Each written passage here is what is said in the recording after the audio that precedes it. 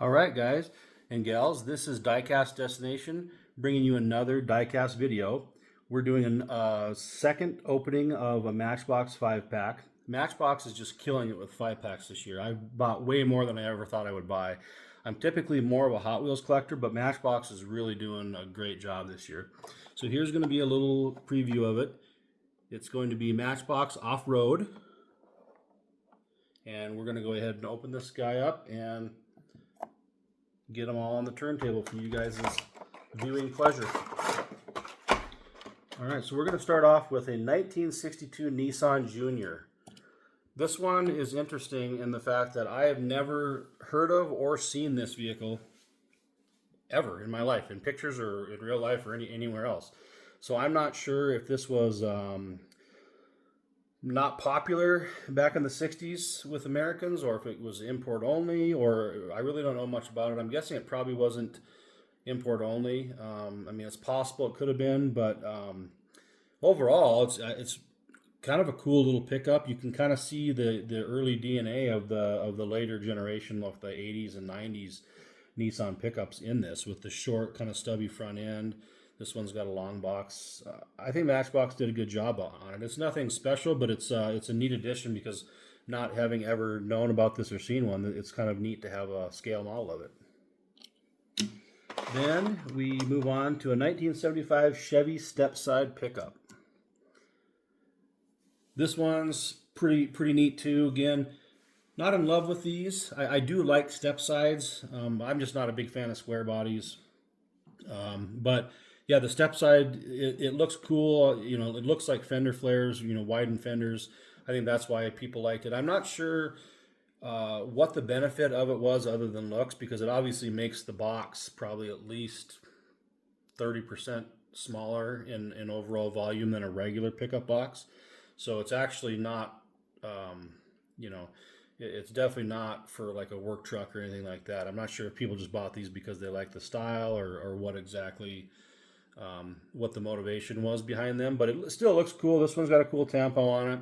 It has kind of a fantasy Valencia Organic Foods logo on the side. But yeah, Matchbox did a good job of it.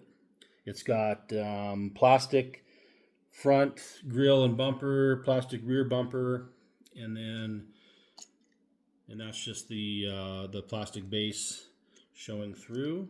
And then it's got the old school kind of just black steel wheels with like a chrome center cap, hubcap. All right, now we're moving on to Matchbox Rock Shocker. This is obviously a fantasy truck. This was one of this kind of initially is why this 5-pack jumped out at me. I just really liked the way this looked, even though it's a fantasy truck. It looks to be kind of based on possibly, it's hard to tell, maybe a newer 80s, 90s style Nissan pickup. But yeah, it's got the whole front rear, or the front quarter panels are removed, so it's got that. It can go over the dunes and be like essentially a buggy. And yeah, it's set up for racing. It looks really cool. I like the color. I like the tampo. I like the offset white painted wheels. Matchbox did a really good job on this one. It just kind of really, in profile view, really jumps out at you. It's kind of a striking model. Okay, then we move on to an Oshkosh Defense M-ATV. So this, I don't know anything about this. So this is a licensed model, Oshkosh, and so I would assume this is a real vehicle. I'm guessing it's just for military or SWAT teams, and it almost looks like it has like almost a gunner seat possibly up in the top, and then it has room for troops or SWAT team members to stand up in the back.